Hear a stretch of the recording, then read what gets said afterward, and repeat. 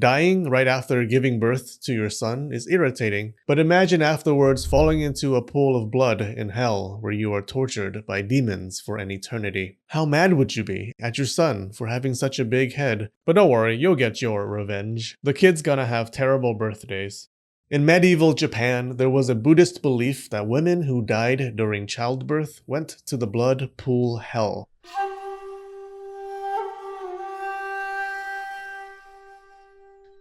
Some even said not only women who died in childbirth, but all women went to this hell after death. It was a lake of menstrual and birthing blood, a gruesome fate. Even the Christians looked over and were like, man, that's wild, before burning in their lake of fire. The blood pool had these insects that tunneled into your flesh and sucked your blood. They feasted on your insides and slurped up your bone marrow like pate. The women were shackled as demons forced them to drink the blood multiple times a day. If they refused, the demons would beat them with iron rods like husbands. So, what did women do to deserve such punishment? The Japanese always wanted to keep things pure. Basically, anything that made them say, ew, was impure. Women had that bloody ewy stuff coming out of them every month. They said menstrual and birthing blood spilled from women's bodies and touched the ground, offending the earth gods. When women washed their bloody garments in the river, it polluted the water, the same water that people drank from and Buddhist priests used to make their tea. And no one wants menstrual tea that often.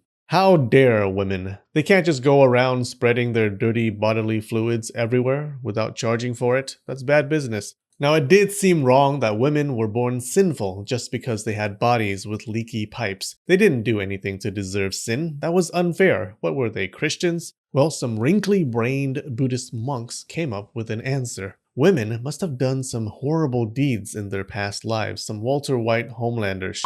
So they had to be punished in this life by being reincarnated as women. Otherwise, they would have been born as men, obviously. Men's bodies are not dirty at all.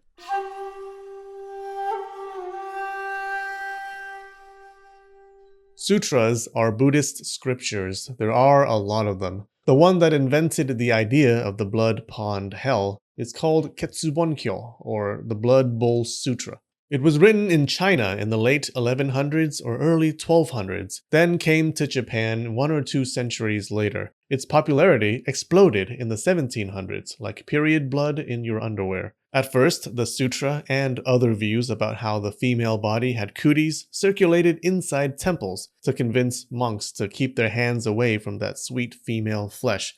At some point, that kind of talk escaped the halls of the monastery to wander the streets of the actual world. Even before the sutra became well known, they already had this idea floating around that it was a sin for a pregnant woman to die before giving birth. Early in medieval Japan, people were like, oh no, she died giving birth? What a family tragedy. But later it became, oh no, what did she do to cause this to happen? So how did this sutra become a bestseller?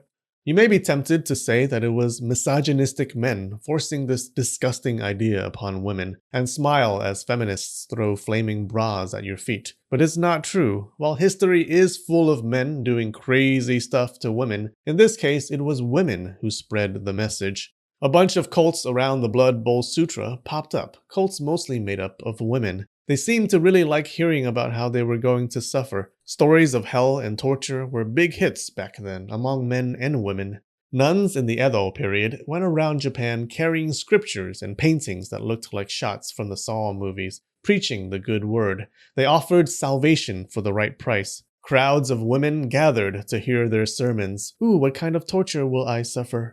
Why was this sutra so popular with women? We're not sure. Maybe because women liked the idea of being saved from their sins. Maybe because it gave them more freedom during their periods. Every month when a woman bled, she had to stay away from social events. But there were Blood Bowl Sutra talismans that she could wear to wipe away her pollution, allowing her to visit holy places and have fun at festivals and religious rituals.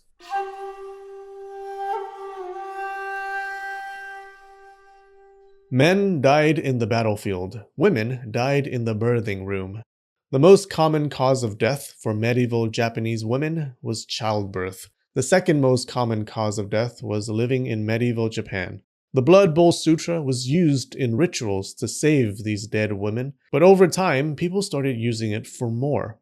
At first, the sutra was used in rituals for mothers who died in childbirth to save them from the worst swimming lesson ever. Buddhist monks and nuns recited the sutra for dead mothers. It was the duty of her family, especially her children, to make sure she didn't fall into the blood pool. A lot of these rituals involved the community. In one ritual, they tied a rope off the side of a bridge, and people walking by would pull on the rope and make a prayer. In another ritual, they painted some red dye on a white cloth, or even used a cloth with actual menstrual or birthing blood. They also wrote some Buddhist scripture on it and hung it across sticks next to a river, where strangers walking by could pour water on it. Over time, the red color and the writing would be cleaned.